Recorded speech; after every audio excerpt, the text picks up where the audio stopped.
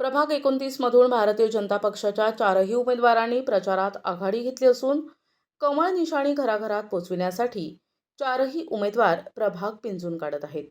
प्रभागातील प्रत्येक घटकाचा आवाज म्हणून काम करण्यास कटिबद्ध असणाऱ्या या चारही उमेदवारांना नागरिकांचा उतंड प्रतिसाद मिळत आहे.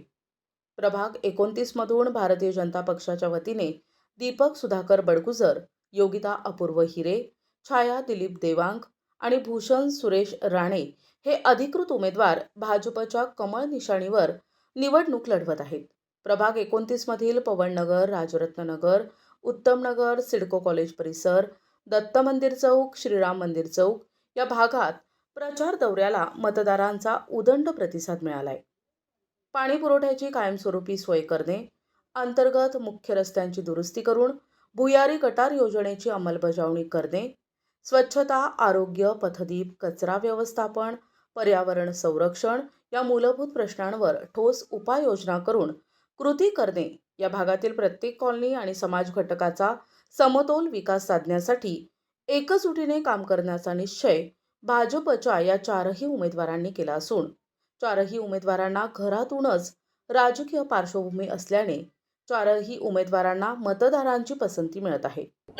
आज प्रभाग क्रमांक 29 मधील अ गटाचे उमेदवार भारतीय जनता पार्टीचे दीपक भाऊ बडगुजर, ब गटाच्या उमेदवार योगिताताई हिरे, क गटातून मी स्वतः सौ छाया दिलीप देवांग, त्याचबरोबर ड गटातील भूषण भाऊ राणे, आमचा चारही उमेदवारांचा भारतीय जनता पार्टीचा प्रचार हा कालपासूनच एकत्रितरित्या सुरू झालेला आहे.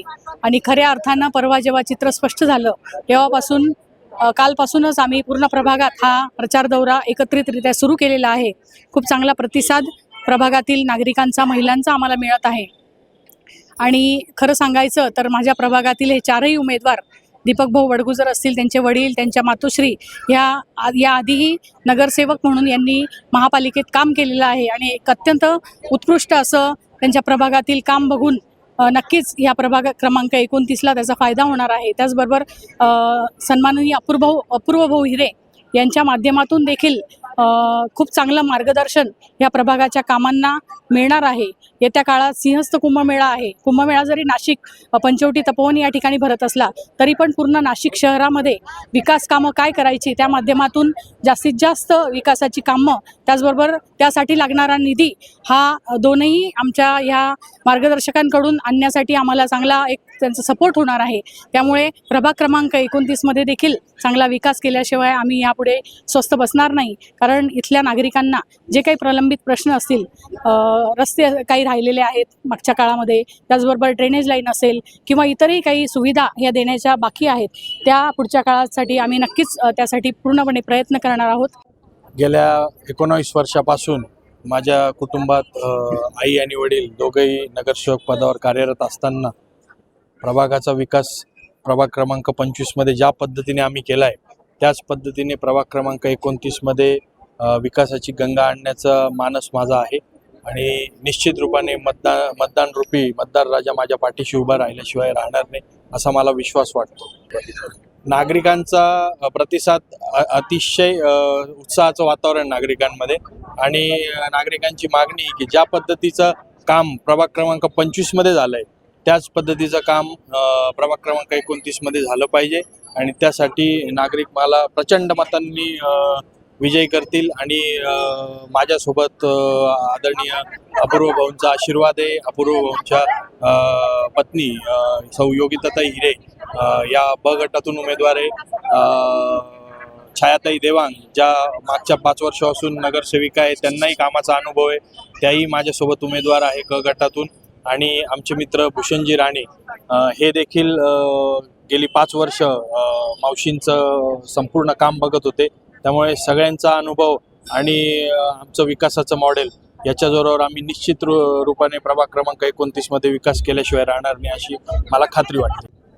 प्रभाग क्रमांक 29मधून भारतीय जनता पार्टीकडनं आम्ही चारही उमेदवार म्हणजे दीपक भाऊ बडगुजर, मी स्वतः योगिता अपूर्व हिरे, छायाताई देवांग आणि भूषण भाऊ राणे असं आम्ही चारही उभे आहोत.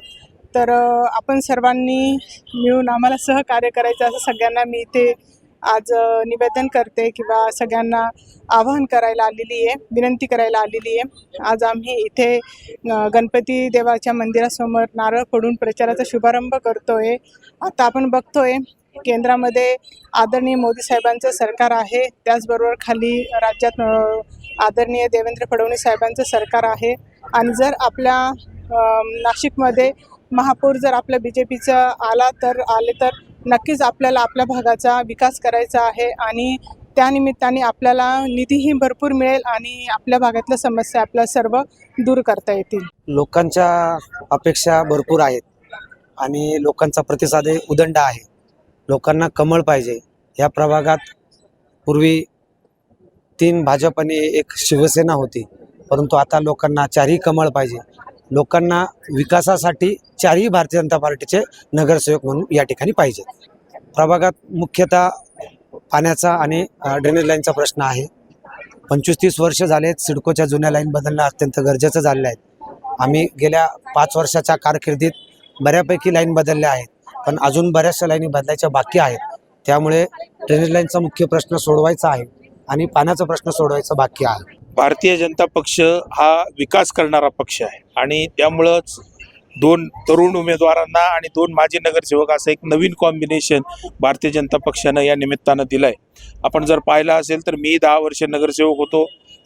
सुधाकर भाऊ देखील गेले 15 वर्ष नगरसेवक आहेत आणि निश्चित आम्ही दोघांनीही चांगलं काम या प्रभागांमध्ये करून दाखवलं आहे आणि त्यामुळे दीपक असेल किंवा योगिता असेल यांना दोघांनाही या कामाचा एक अनुभव याच्यातून आहे आणि त्यामुळे तेही आमच्यासारखं एक चांगलं काम या प्रभागामध्ये करतील.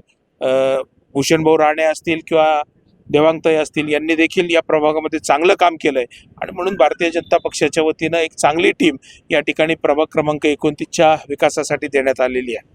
खरं तर या प्रभागामध्ये खूप विकासाचा बॅकलॉग आहे आणि तो भरून काढायचं काम आम्ही 4 जणांची जी टीम नवीन दिली आहे ही निश्चितरित्या करेल याची मला खात्री आहे. या प्रचार फेरीप्रसंगी माजी आमदार अपूर्व हिरे, माजी नगरसेविका हर्षा बडगुजर, रत्नमाला राणे, पदाधिकारी आणि कार्यकर्ते मोठ्या संख्येने उपस्थित होते. प्रतिनिधी उमेश वणकर, दिशा न्यूज, नाशिक.